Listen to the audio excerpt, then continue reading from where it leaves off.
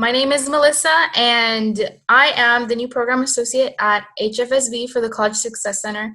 I myself am a first generation Latina college student, so putting together this panel was so much fun, and we hope that all of you can enjoy and take away very important things that we're going to chat about today. A few logistics before we get started. I see everybody turned off their camera, so we're going to ask that you please maintain it that way for privacy reasons. We are going to have a Q&A session, so everybody has an opportunity to ask questions and share things. So if you have a question that you would like to ask our panelists during any time in this event, please go ahead and chat it directly to me. So on your chat settings on Zoom, it will say to someone. So you could send it to Melissa, and then we can be sure to send those over during the last part of our panel. So I'm going to go ahead and hand it off to our moderator, Eric, who's going to introduce himself, talk a little bit about the panel, and then we'll get to hear from our amazing Litzy scholars, Katia and Marieli. Perfect. Thank you, Melissa. Hi, everyone. My name is Eric Barrientos. I am 23 years old, and I am a senior at Santa Clara University. I'm majoring in accounting, and I'm very excited to be your moderator today. When thinking about this panel, I kind of went back 4 years ago to when I was starting college. I was scared. I didn't know what was going to happen. I'm the first in my family to attend a four-year university, and I will be graduating this June. And so I really just went to college kind of blind, and I didn't really know what to expect. I didn't have the tips from my older siblings that I usually got when it came to high school or any other type of event in my life. So I thought of this panel, and I thought it would be great to have our Litzy scholars give advice and insights on college readiness to our incoming first generation high school seniors. And so I think this is a great opportunity for all of you to ask those questions that you feel like may have never gotten asked, and to get the right foot forward once you start college, especially during times like this. With COVID, there's a lot of uncertainty. You don't know if your school is going to be in place in person during the fall. So we're really lucky to have these scholars here with us. So we have Katia Diaz, and then we have Marieli Rubio. And so I'm going to turn it over to Katia to introduce herself a little bit more. And thank you so much. Thank you, Eric. Hi, everybody. My name is Katia Diaz. I am 22 years old. I currently attend Cal Poly San Luis Obispo. I am majoring in industrial engineering, and I am a first-year transfer there. I previously attended Chabot College in Hayward, and I went to San Leandro High School here in the Bay Area. I love ballet folklorico. It's a big part of my identity, and I am also a first-generation student. Perfect. Thank you, Katia. Marieli? Hello, everyone. Thank you so much for joining and welcome. My name is Marieli Rubio. I am a third-year civil engineering student at Santa Clara University. I am a first-generation student as well, and I'm involved with the program because I was a recipient of the Latinos in Tech Scholarship. A fun fact about myself is I play soccer and basketball, which are intramural sports at Santa Clara, so I really enjoy doing that. And I'm just really excited to talk to you all today, and hopefully we can answer any questions you have today. Perfect.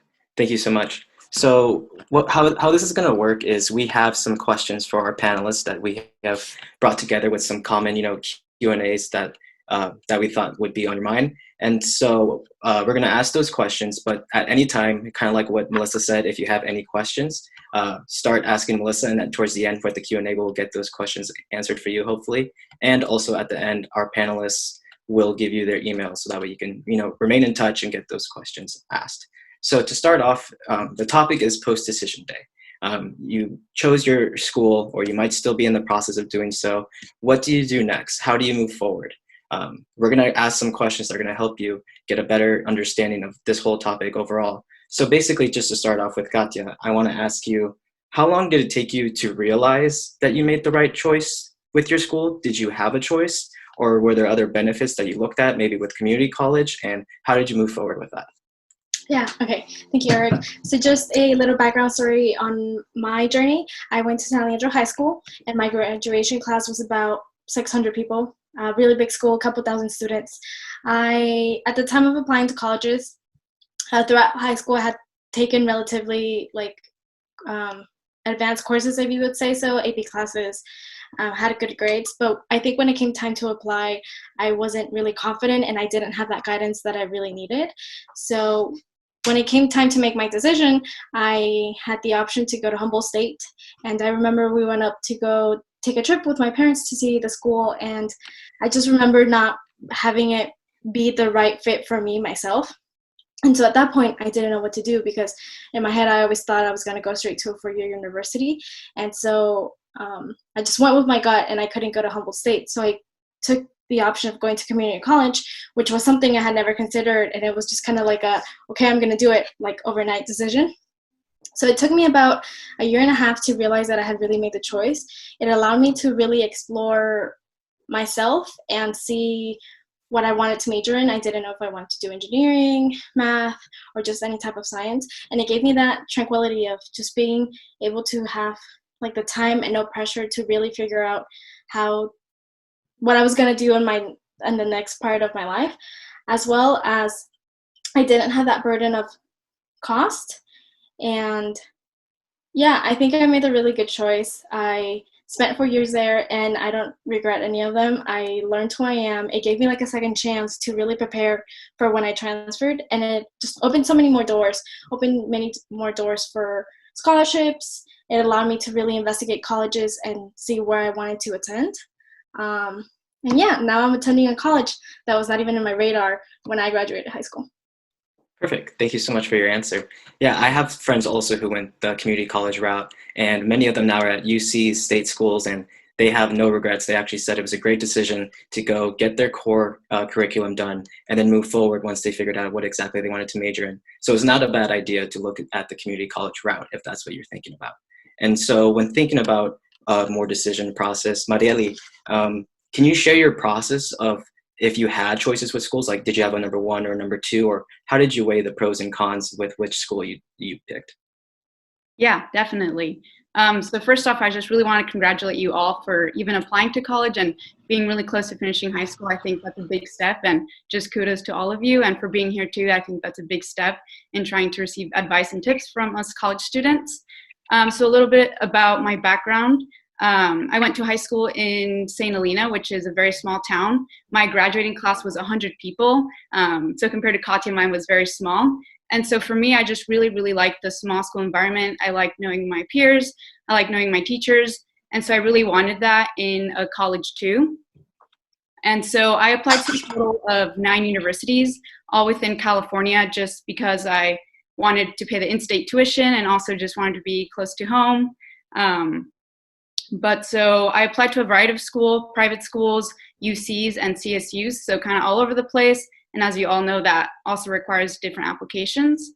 And so the first thing that I got back was the acceptance letter, and continuing that, it was the financial package, and just overall trying to weigh out the options I had.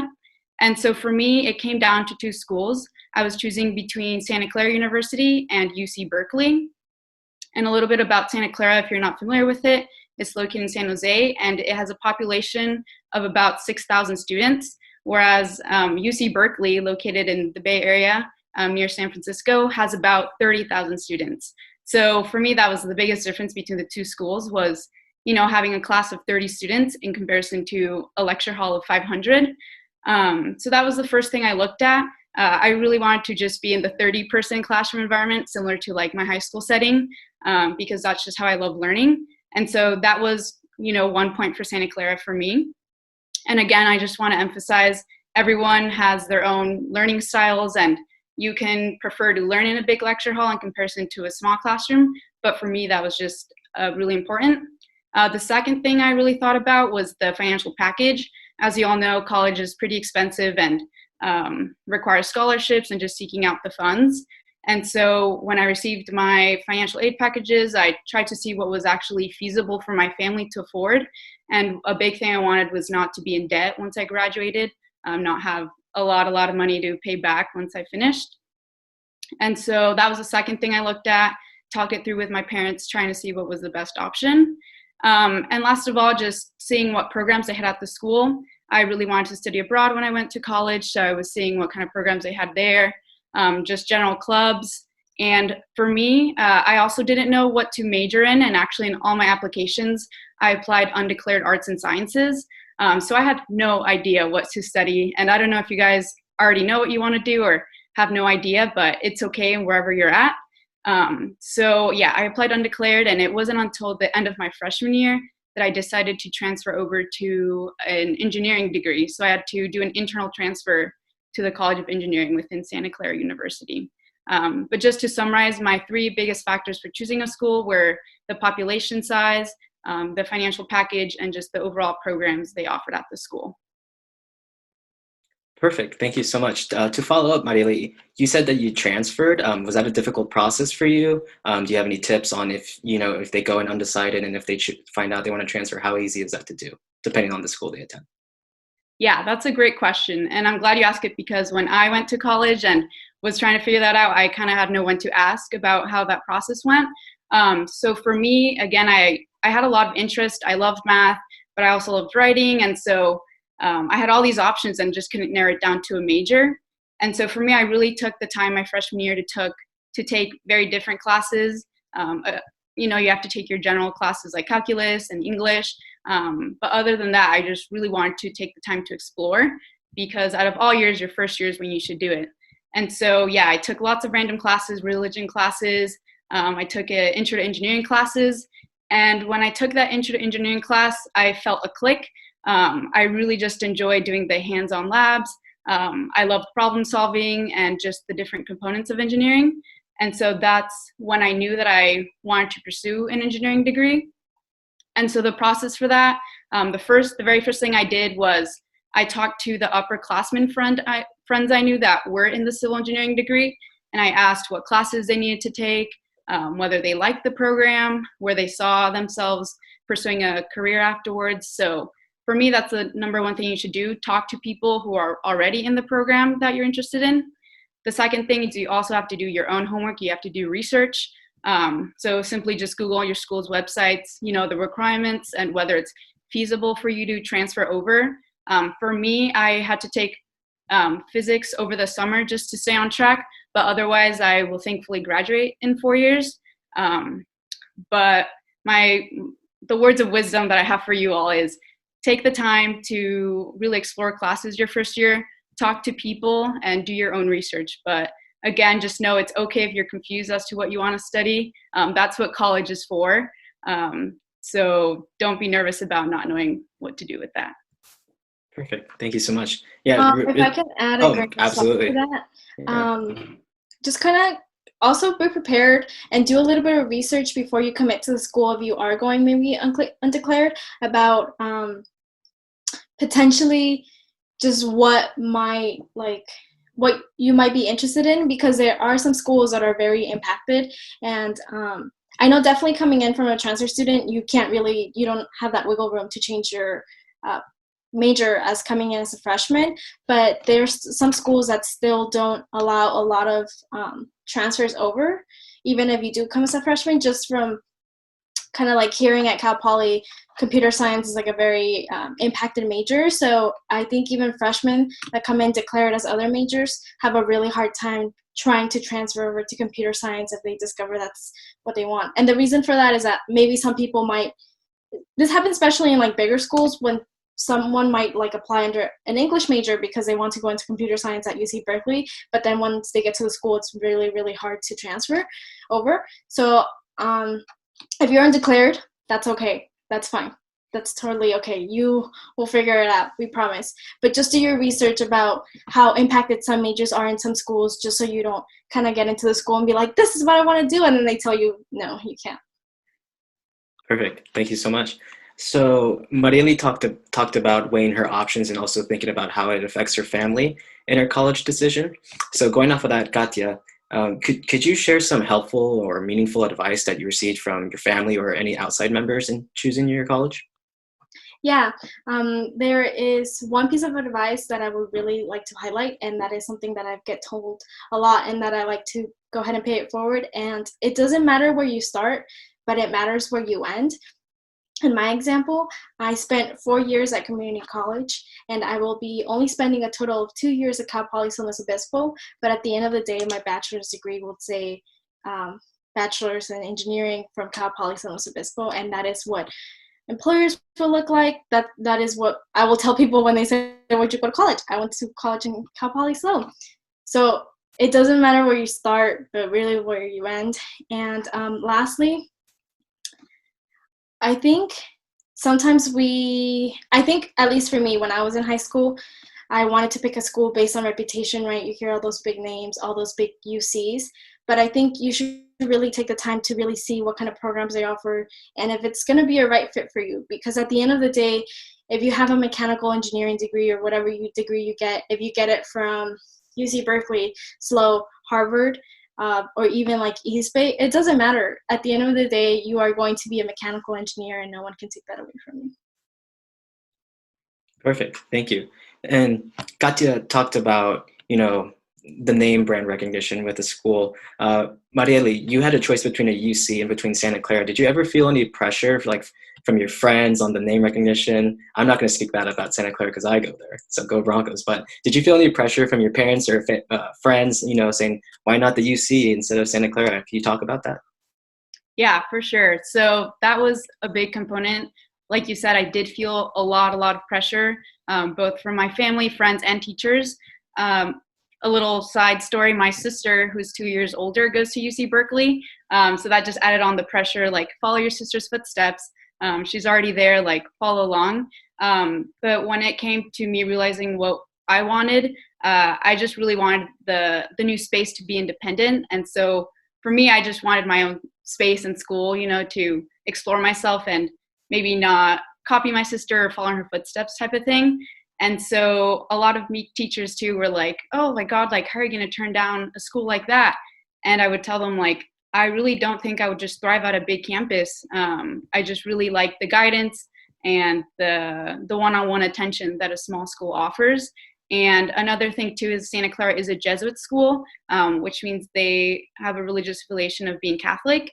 And for me, I really like that because they really emphasize the Jesuit education, which means like the education of the whole person. So even though I am studying a technical degree and I have to take a lot of math, science, since they are, really emphasizing the Jesuit values, I also need to take classes in religion. You need to take classes in like cultures and ideas and just all these different classes that not only make me a professional engineer, but also just a better person and becoming aware of all these social issues. And I think that's really helped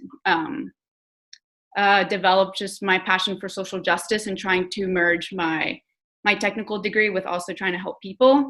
But just to go back to the reputation, although you feel pressure from so many people, you really yourself have to make, the pros and cons list and really be true to yourself because you are going to be spending the next 4 years there. And if you can't visualize yourself on that campus, that should be a red flag. But otherwise, your college experience is what you make of it. And there are so many opportunities, but it is a matter of you seeking them out because unlike high school, not everything is handed to you in college. You really have to try and do your research to find those opportunities. But overall, just stay true to yourself and follow your gut sometimes and just try to, again, for me, write a pros and cons list because that's ultimately how I made my choice. But I believe you'll make the right choice and try not to overthink it too much too. Perfect. And after making those pros and cons and once you settled in at Santa Clara, when did you start to feel confident in your choice and say, hey, like this was right for me? Yeah, so it took me a while to actually get accustomed and just comfortable in the Santa Clara campus.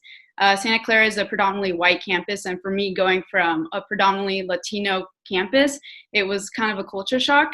And so it took me a while to just get used to the new faces, the new environment. That was my first time ever living away from home, away from my parents. And so I was really on my own. I needed to take care of my health, my academics, and all these other responsibilities. So it really is like a huge leap, right? And kind of like Eric mentioned before, like I also kind of went in blindly, even though my older sister would tell me about her experience at Berkeley. And as a college student, you can't always compare those experiences and predict what's, your experience going to be like. And so for me, the biggest advice I always heard when I went to panels was get involved. And although you probably have heard that so many times, It's so true. It's so important to become involved in your college campus. And for me, those organizations that I became really involved in on campus was the Society of Hispanic Professional Engineers, and also playing intramural sports. And the SHIP is the acronym for the Society of Hispanic Professional Engineers, was just a community of people that shared similar background, a similar struggles, and just similar academic work. So those were really the people that would help me, get through those really tough classes. It was a club that I went weekly and would just have time to relax, joke around with my friends, and also develop professionally. We would do a lot of resume shops, go to national conventions, to go to career fairs and things like that. So it was a great balance of professional development, but also social and making friends, making connections. And so SHIP, I love it. I love all the people there. I've become really involved and have even been in leadership positions within that. I was the community outreach director this past year, which meant I was responsible for organizing workshops and panels and things like that for college students, for high school students, to just exposure in STEM. And so that was really fun. It helped me develop my social skills and also build a bigger network for myself. So SHIP was a big one, and also intramural sports. Like I mentioned, it's really important for you to stay healthy during college too. You may be tempted to, have so much freedom and be like, I can pull an all-nighter, or I can eat chicken nuggets all day. And so, you're not being monitored by your parent all the time. And that can be tempting to, do whatever you want, but you still definitely have to take care of your time management and your health. And intramural sports for me was just a place to distract myself, get some exercise, do some stress relief. And at the same time, I was able to be competitive, meet a lot of people through that, and still be really involved on campus. So those two things just have made me feel really welcomed and comfortable in Santa Clara. And like I mentioned, there's so many clubs you can join in any college campus. If you go to the club fairs at the beginning of the year, you can see everything they have. They have like Harry Potter Club, Knitting Club, literally anything you can think of. So I think it really does tie into you trying to find your niche at that campus and trying to find where you belong. And that may take a month, that may take 6 months. It's different for everyone. But for me, it was definitely a tough transition, and it's okay if it is for you too. Awesome, thank you. Yeah, definitely find a club, or if you meet a friend and they're in a club and they tell you to come by, just go with your gut. Say, it's college, try something new. It's a great opportunity to try new things. And you might find something new that you may thought, like, I would have never thought I'd like this in a million years, which is great. So our next topic is actually a very important one that goes into weighing your college decisions, is financial aid. So we just want to talk about financial aid generally. Both our panelists will speak about it. So Katia, can you just give some advice about financial aid? How do I know what my package means? How should I apply for financial aid, scholarships, just anything in general, or any advice that you have? Yeah, so I think at the beginning, even now, even when I have to go fill out my FAFSA application, it's still very overwhelming. Trying to grab the tax forms and put them in, and you're just like, that line is not this line. I don't know. It's okay to ask for help if you ever have any questions or any concerns. There's financial aid offices on campuses, so you can go ahead and ask questions there. Use your support system here at the Silicon Valley Foundation. But yeah, I personally didn't qualify for any financial aid, so that was a really big factor when it came to me choosing a college. And I think that it's very important to not let that be like a discouragement if you think you can afford college or not, because there are so many scholarships out there that is no reason why you should have to be embedded in so many like student loans. Another key information that I can go ahead and provide for you is at the community college level. Okay, let me backtrack one more step. When you are given financial aid and you will be going to college, there is a set amount of money you are granted. Essentially, they can provide money for 6 years. I won't get into the details, but it's not like you can go to college for 10 years and financial aid will just keep providing for you. But at the community college level, there is a waiver called the Board of Governors waiver, or for short, it's called the BOG waiver. And although I personally didn't qualify for it, I know that a lot of my peers did. And so that is just a waiver for community colleges in California. and that comes, I don't know where that money comes from, but essentially you can use that waiver to pay for your community college studies without having to touch any money in your FAFSA, and you can go ahead and use your FAFSA money when you transfer to universities. It may sound really complicated, very overwhelming, but just remember BOG waiver if you go to community college. And to add on to that, when I went to community college, I had the time to go ahead and really inform myself about how many scholarships there were out there and what scholarships I could apply to. And so although I didn't qualify for anything other than loans, I didn't pay any tuition this year because I just took the time to apply to scholarships.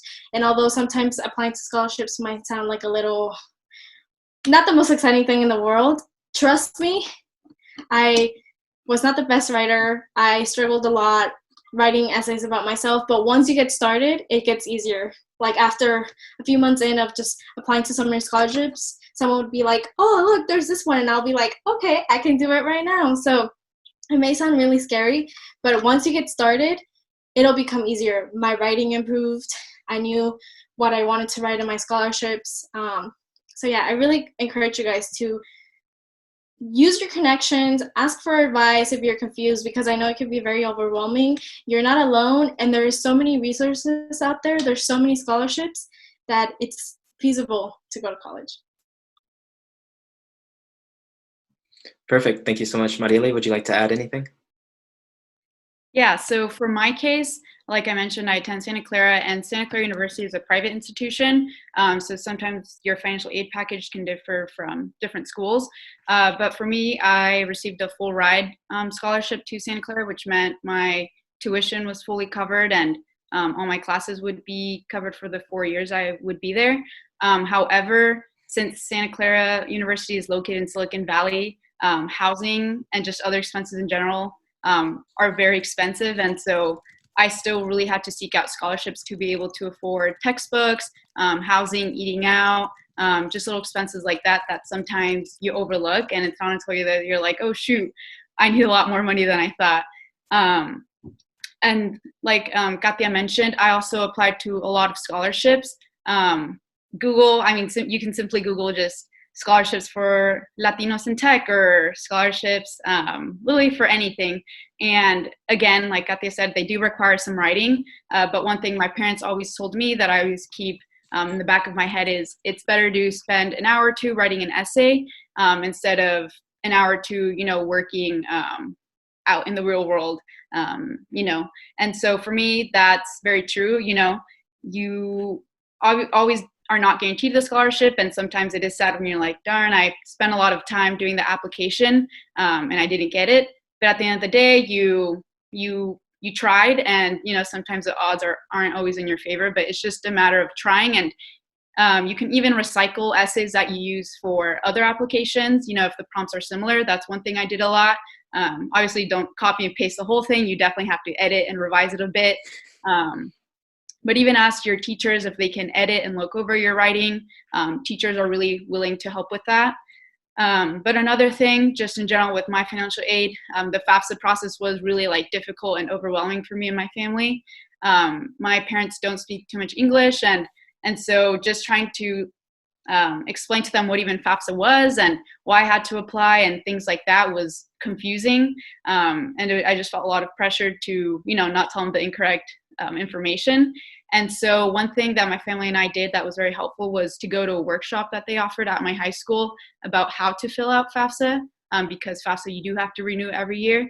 And so we went to that, and it was bilingual. So that was really helpful that I didn't have to translate into Spanish all the information. And so we actually went step by step through every process in the application. And that helped because, again, you can mess up a lot on FAFSA if you don't do it correctly. So really having that other person there to guide you is really helpful. Another thing in general is if you don't have a workshop offered at your high school, there's a lot of online resources.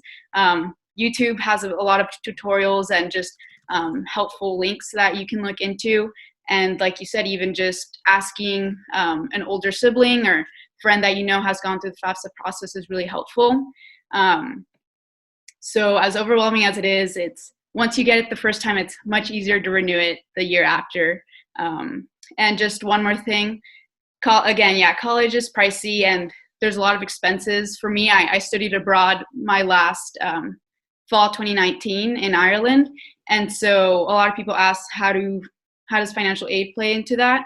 And so for Santa Clara University, all the aid, financial aid that they offer transfers over to that study abroad program. So I had to pay for like my flight and a couple other expenses, but overall the tuition money transfers to cover your classes over there. So as complicated and overwhelming as like money and finances can be, it's just a matter of being proactive and, you know, giving a call to your financial aid office. That's what they're for, to help.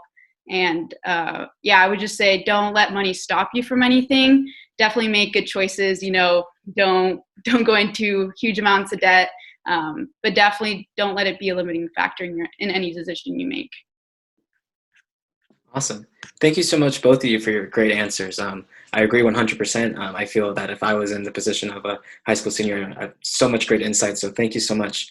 So that was the end of our questions that we had predetermined before. We have been getting some questions in, and so now we're going to go to your questions, our viewers. So if you still have any questions, feel free to chat Melissa, and we'll try to get to them, to as many as possible within our time frame. And so to start off, I'm going to start with Katia.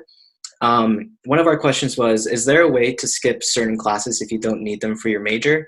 And just talking about maybe at the community college level and then moving to Cal Poly, do you think there's a way that you can skip classes if you don't need them for your major, or do you think everything just goes within the core curriculum, depending on the school? Okay.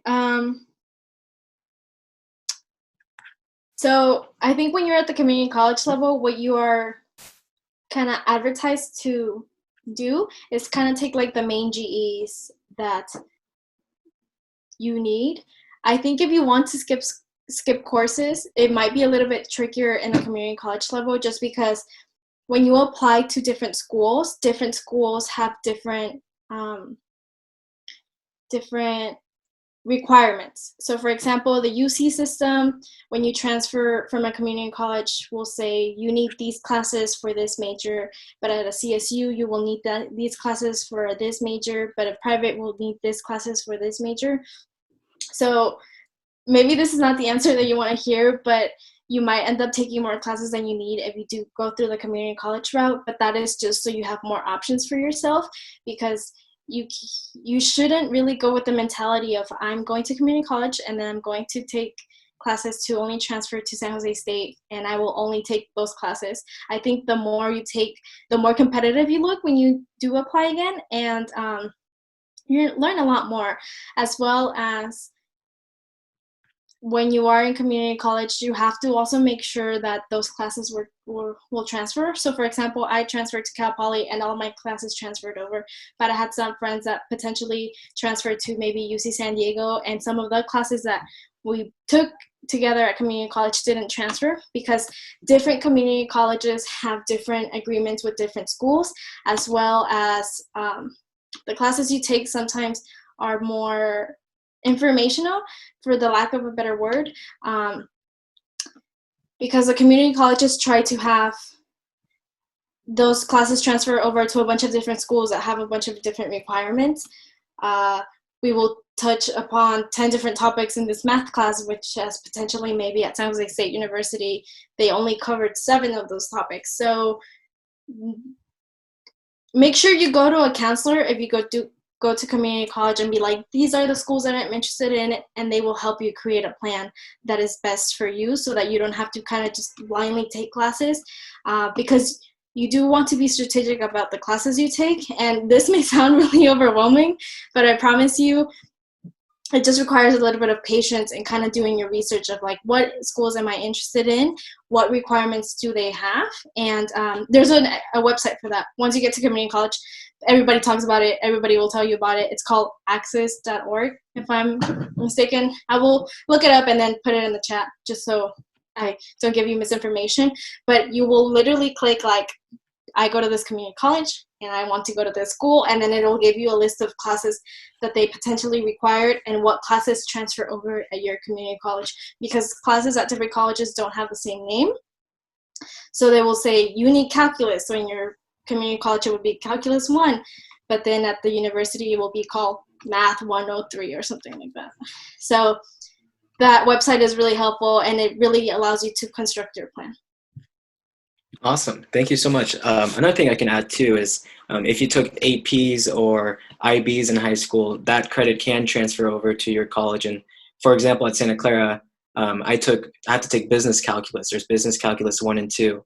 And I didn't take calculus, I think in high school it's AB or BC, one of those. If you pass that, you wouldn't have to take business calc 1. So just look into which one of your APs and your IBs can transfer over to the college course that you would be taking, and then most likely you could skip, for example, that course and take another one. So talking about classes, another question I'm going to ask Marieli. Oh yeah, absolutely. With the AP classes, just keep in mind that some schools accept like a grade of 3 or a passing of 3, and they will count it for you. So at the community college level, if you get a 3 in your AP test score, they will count that class and you don't have to take it. But there are some UCs or CSUs or private schools that only accept 4 or 5s. So again, do your research. It sounds like you have to do a lot of research, and that's all we're talking about, but I promise you it's not this overwhelming when you do it. And it's better to just keep asking a bunch of different people and make sure you get a consistent answer and they give you the right answer before just kind of like going along and then at the end being like, oh, I need all these classes still. So just keep in mind, some schools take a 3, some schools only take a 4 or 5. Just ask. Like my mom used to say, peca de preguntón, like just ask everyone you can. Perfect. Thank you so much for adding that. It's a really important point. So on the topic of classes, one of our questions, I'm going to ask Marieli this one, is how many classes do you recommend that a first year should take? Maybe in their first quarter? I know we're quarter system, but maybe for their first semester as well. Yeah, that's a great question. And I think before I answer this, one thing I really wish I would have learned before even picking a college was the difference between a semester school and a quarter school. I'm not sure if you all are too familiar with that, but a quarter system has 3 quarters within the year. It's fall quarter, winter quarter, and spring quarter. And that means that you take about 4 classes, per quarter, and you still take the same classes and the same workload as a semester system, but it's much faster pace. And again, just to compare the two, a quarter it's 10 weeks only, whereas a semester is about 15.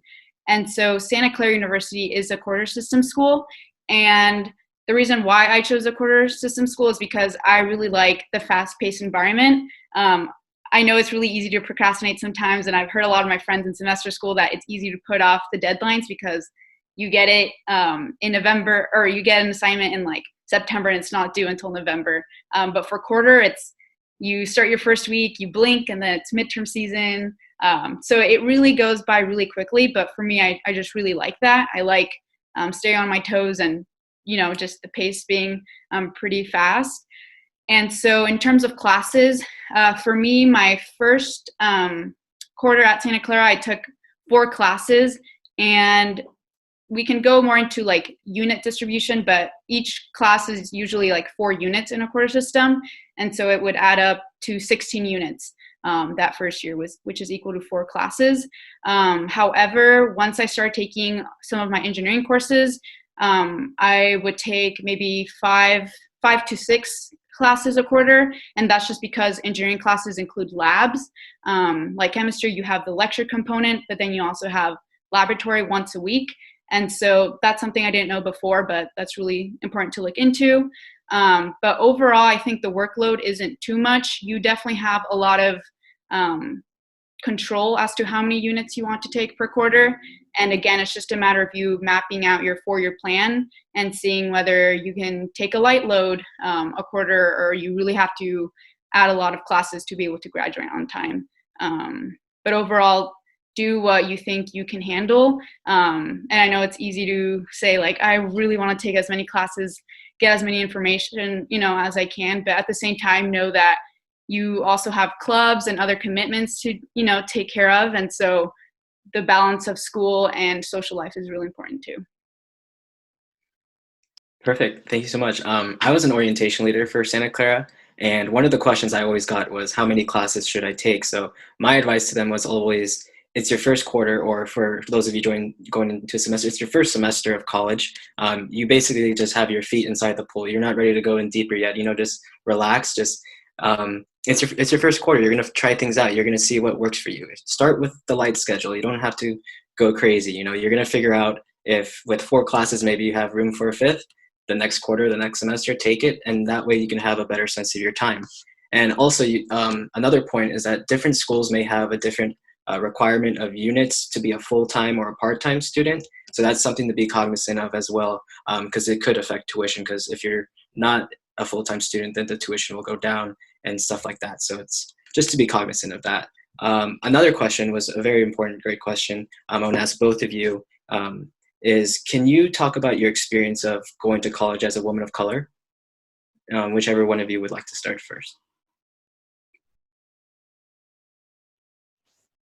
Okay, I'll go ahead and start. That's a really good question. That's definitely a question that I wasn't able to ask in a lot of panels that I did when I was transitioning into college. And so for me, my experience, it hasn't been too difficult. Like I mentioned, it being a predominantly white campus wasn't a bad thing. It definitely took some getting used to, and maybe not sharing similar backgrounds in terms of culture, or even just like financially, like that's also a barrier too. So although that was a big transition, it wasn't too bad. And I think also surrounding yourself by people you feel comfortable around is really important. I joined some organizations like Hermanas Unidas, which is a club for Latinas on campus. I also joined Together Ladies of Color, which is just a lot of minority women in a club. And a lot of what we do is we just bring snacks to the club. We sit in a circle and we talk about our highs and lows of the week, maybe if you're facing microaggressions in your classes or things like that. So again, just finding those places, those safe spaces for you to voice your concerns, or maybe if you're not feeling comfortable in a class with a professor or things like that. And I think one thing I'd also like to bring up is sadly, a lot of people assume things when they see your certain skin color or even like your gender. For me in STEM and engineering, it has been difficult. Sometimes they assume I don't know how to solve something, or like I don't have a certain skill set. And although it's hard, for people to be like, oh, I don't want to be in your group because I don't think you know how to do this. You really just have to be confident in yourself and really try to push those negative people away, and be confident in your skills and your power to do something, because you can be dragged down, especially when you compare yourself to a lot of people. But overall, just be really proud of your identity of being a first-gen student. That says a lot about you. And overall, again, just being true to yourself, try not to conform to the student body, try to blend in, like really be proud of who you are, be unique, and overall just really stand your ground. Great advice. Thank you so much. Katia, do you have anything you want to add? Yeah, so I just kind of want to add to what Marieli said. I think for me personally, at my community college, it was very diverse. I did experience culture shock when I went to Cal Poly, because Cal Poly is also prominently a white school. And but I think I was prepared enough for it. I knew that was going to happen, and I think I was a lot more prepared for it because I transferred as a student coming from my community college versus coming straight out of high school. I do want to touch up on that. I do see a little bit more, I guess, difficulty being a minority woman in STEM rather than just being like a minority woman just in college overall. That's where you do get a lot of like clashes, and where people do question you, and they kind of say like, oh, you're in engineering. I've gotten that a lot. If I kind of give a little bit kind of side story example, one time I went to a conference. It's called the Grace Hopper Celebration, and it is a conference that is only for women. So the year that I went, there was about 20,000 women. They were all some major in technology, computer science, engineering, any type of science, you name it. So I remember going into the career fair, and I just kind of had my spiel ready. And I remember that every time I said, hi, blah, blah, blah, blah, I'm majoring in industrial engineering, I would pause, because usually when I would say that anywhere else, people would be like, oh my God, or just have some type of reaction, until I did this at this conference where there was 20 other thousand women majoring in some technology major, that this lady just kind of looked at me like, why are you pausing? Like, are you going to keep talking? And that just kind of gave me confidence of like, I don't need a reaction from anyone else. Like, you kind of like what Marieli said, like, you just have to have confidence. And there will be times that maybe you will doubt yourself because you're like, do I belong here? And yes, you do belong there. Like, other people shouldn't have that much influence of your career path, and you should be very confident that you are as smart and you deserve that spot that you have, and you are at the same level as them. You're not below them, you're not above them, you deserve to be there. Perfect. Thank you so much, both of you, for your answers, and thank you for your great questions. All of you who input your questions. We're so glad that you were able to join us today. We're going to be a little cognizant of time. That was our final, well, not our final question for today. I have one more important question. But once again, I just want to thank you all so much for joining us. And so my final question to our two panelists, and I'll chime in after. In one sentence, could you give us advice on preparing for college during the summer? In one sentence or two. Marieli, sorry. Yeah, that's a good question. Like, what you can do to prepare over the summer. I would say enjoy it. It's your last summer where you're not expected to do an internship or, you know, take a class or things like that. So just really enjoy yourself. Take the time to spend with family and friends. And my other tip is to read and still stay somewhat academically engaged, because college classes are rigorous. The pace is a lot faster. And like you said, sometimes it's not an even playing field because other people have taken AP classes, they have private tutors and whatnot. And so you really just have to be prepared for the pace and the rigor. Not trying to scare you, just, you know, the reality check of it. But yeah, read, do research, and overall just have a good time with family and friends. Katia? Yeah, definitely enjoy your summer. I think a typical answer someone would say would be like, research what you want to get involved in college, and yeah, go ahead and do that. But I think as we were doing the panel, it made me kind of reflect on my college experience, and I think you should research on what you are interested in being part of in college, but as well as resource what kind of centers there are at your college. Maybe there will be a STEM center. There will be programs such as MESA, which are geared towards minorities and STEM.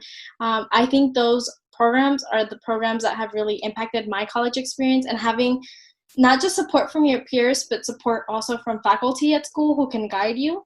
So just take the time and just scroll through every website page you find from your college and see like, oh, they have EAOP, they have MESA, they have someone who can maybe give me a grant if I ever wanted to go to a conference. It's those little things that really just kind of give you that confidence and kind of make you feel at home when you're at college. Perfect. Thank you both. My advice is kind of the same.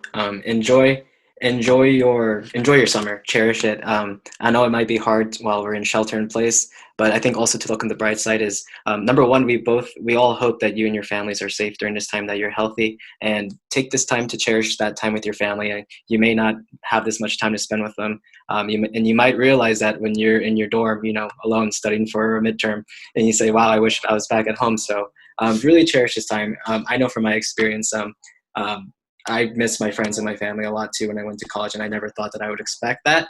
But really, just enjoy your time. It's a great time for you. And so once again, we just want to say thank you so much for joining us. If our panelists could type in their email in the chat, so that way if you have any further questions, you can reach out to them. We would greatly appreciate that. But other than that, thank you so much for joining us. We hope we are going to have more panels like this soon. Our next topic we're hoping for is how to handle Zoom University, for example. And so thank you so much. And finally, we're gonna have an exit survey, and if we're gonna send that out to you via email. And if you could fill that out to us and give us feedback, we would greatly appreciate it. But other than that, Thank you so much. Have a great day and enjoy your Friday. Thank you.